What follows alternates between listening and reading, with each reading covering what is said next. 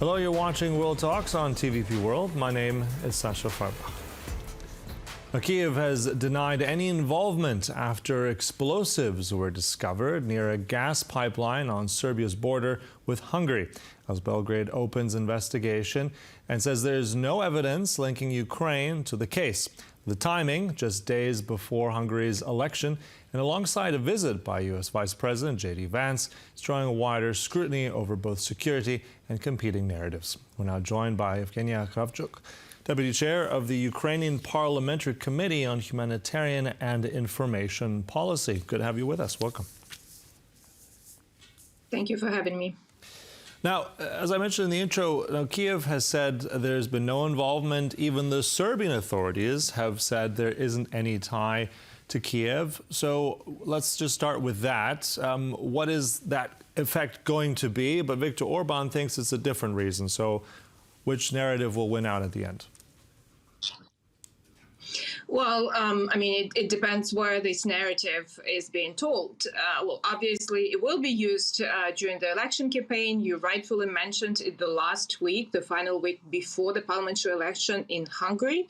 Obviously, the stakes are very high for Orbán, and we have been seeing that the Ukrainian case, or, President Zelenskyy was everywhere, still is, on the posters, together with Ursula von der Leyen and this evil Brussels. So two main enemies, if I can put so, in brackets. Hopefully, that Serbian authorities, of course, will follow the case, the investigation impartially. And as also you mentioned, Ukraine, through the Ministry of Foreign Affairs, already stated that there's no connection. And obviously we have to see who will be benefiting from this sort of false flag operation, and that's Russia again, because they're trying to spread disinformation in Europe. They're trying to disconnect the allies and US in Europe. And there are some stories that Vladislav Surkov is in Hungary. Well, obviously, I cannot confirm for 100%, but some journalists claim that this former deputy chair of Putin's administration is part of the advisory team to current Hungarian government. Mm-hmm. I want to go back. I mean, you mentioned already Russia, and then who benefits here? You said it would very much be Russia because of Kyiv calling this a false flag operation. So just walk us through briefly what that actually means. What's the strategic benefit of such a false flag operation this close to the elections? Well, obviously, Russia is trying to influence different elections in Europe. And we have seen that during the elections to European Parliament, to different national elections in Romania, tried to influence Poland, and hopefully, it didn't happen actually, because there are very strong Russian, anti-imperialistic ideas in Poland. But in some countries in Europe where the population is very polarized, I think, these campaigns, sometimes, it could happen, something happens, and then Russian bots appear and try to, to put some quarrels between people. Because what Kremlin is afraid of is the unity, is the democratic choice of people. And obviously, they're trying to impose what they have in their country, to export it abroad. But again, Hungarian elections, it's about the choices of Hungarian people. And we at least do not want and do not wish that foreign agents would interfere into these elections. Mm-hmm. Yeah. And also, I mean, at this point, we're still waiting on something, I think, officially from the European Union in terms of authorities on the situation? I know that they've been very much involved with what happened with the pipeline, the Druzhba pipeline, trying to in some way also be involved there in a meaningful way. But tell us a little bit, what is the expectation now from Kiev, from Europe in all this? Do you expect them to make a statement here, be involved somehow? What's your response there? I'm not covering this part, I'm not from the Energy Committee, but obviously Ukraine is open to any, official trips from European Commission.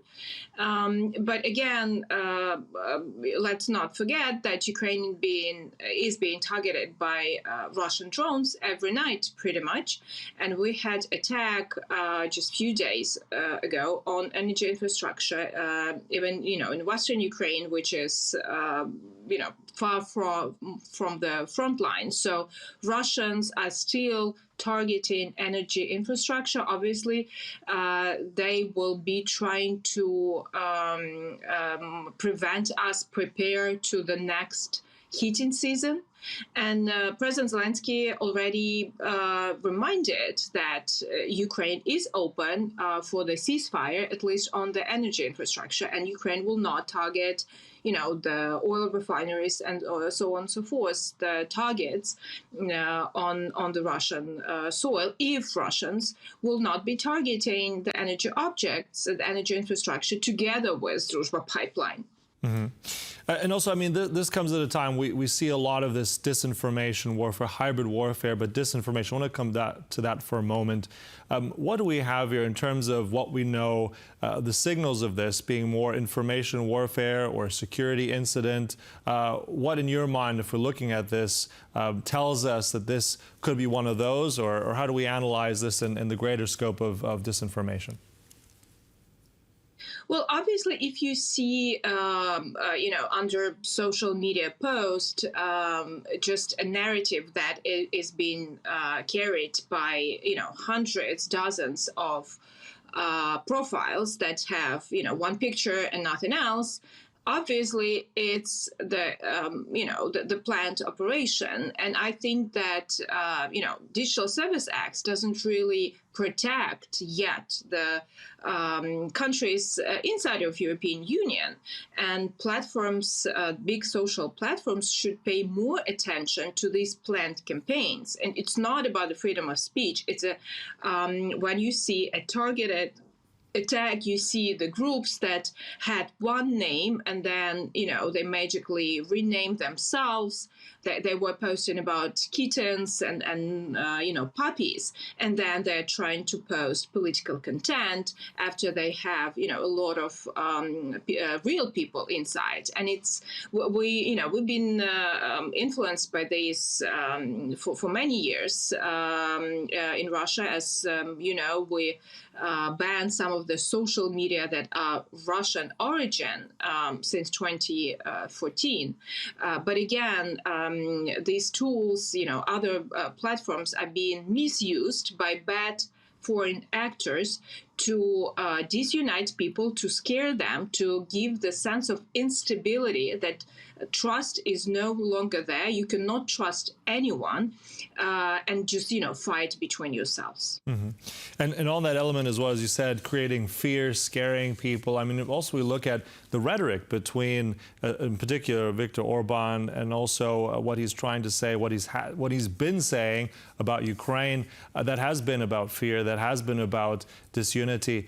Even if these are accusations without proof, this is not the first time. So if this continues, we're so close to that election, what kind of damage has been done to that relationship? What will that relationship between Kiev and Budapest look like in the next few weeks, be it Orbán or be it Peter Magyar in power? I think the most important part is to keep the connections between people. We have huge historical connections between Ukraine and Hungary. We used to be in the same empire for many years. And, we have a lot of Ukrainians that have double citizenship with Hungary. We have a lot of Hungarian-speaking Ukrainians, and, they are part of Ukrainian people. So I think these connections is something that gives me optimism that the political campaign that is based on fear cannot last forever. And again, it's the choice of Hungarian people, but Hungary is still part of European Union, is still part of NATO, and obviously there should be some plan of doesn't matter what government wins, to stay in this community and to move forward from the political campaign to a stable governing. Mm-hmm. And also talking about stability, in a scenario where Viktor Orbán does lose in the next few days, what do you think that might do to a lot of the financing that's been held up by Hungary, a lot of the 90 billion loan, for instance? Do you think that will then finally be approved? We really hope, because there are no Hungarian backing to this law, no Slovakian backing. It's other countries who are covering the financial risk and also the frozen Russian assets. So it doesn't put any burden on Hungarian taxpayers, which is being again misused and misinterpreted by this government. And for Ukraine, of course, it's vital to have this stable finance. Again, we would be happy to have the seized Russian assets. No one would be thinking about the financial backup if we could use the frozen assets, but it's not the case yet. So yes, indeed, I think until hopefully in coming months, until June, this issue will be resolved. And you're showing another attack on civilian infrastructure, and a 2.5-year-old boy was killed in his sleep. And at the same time, there is this narrative that it should be business as usual with Russia, which obviously cannot happen if there is at least some sense of morality. Yeah. Speaking of Russia, last point really quickly. Zelenskyy said that there's some kind of energy ceasefire that he's proposed via the Americans to Russia. How realistic is that the Kremlin will take it seriously and uphold to it? Well, I already mentioned that was our proposal, and there was a proposal during winter as well. But as you know, Russians did not stop attacking power plants, heating plants in Kiev, leaving hundreds of thousands of people without heating in -20. We hope that it will be heard. Maybe Americans will try to make this signal stronger.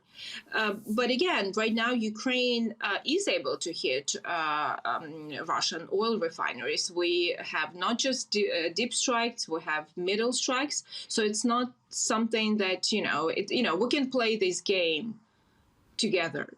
But again, Ukraine is ready for any kind of ceasefire, full ceasefire, energy ceasefire. We're open to that for many, many months, but that's just Russia who wants to, basically ruin Ukraine and ruin the economy. And right. But we are trying to, to cut the flow of dollars to this economy, because they return with bullets, with drones, with missiles in our cities. All right. Well, look, thanks for giving us the latest. Much appreciated. Always a pleasure having you on. That was Yevheniia Kravchuk, Deputy Chair of the Ukrainian Parliamentary Committee on Humanitarian Information Policy. Thank you.